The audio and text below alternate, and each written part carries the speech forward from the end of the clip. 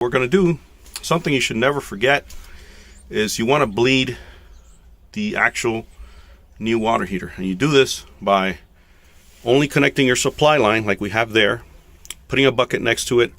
You're going to turn on your supply water. You don't have to have the gas on. Actually, if you look down here, we have the gas turned off. So we're just going to turn on water and flush out anything that's inside the unit. You might have some metal shavings, debris, dirt, dust, whatever you want to call it, from when the unit was put together at the factory. So we're going to go ahead and do that. Okay, so as you can see here, we're just trying to get some of that water from inside the unit that might have any debris, dirt, metal shavings, anything that's inside that water heater.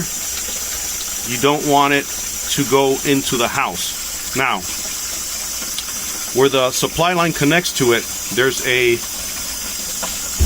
screen-like material that stops the water from your city or well from going in the unit.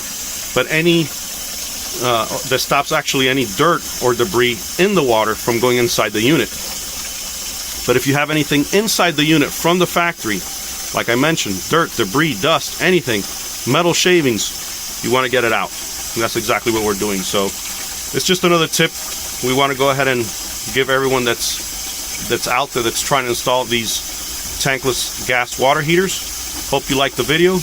Please subscribe to our channel and give us a thumbs up if you think this was useful. Thank you.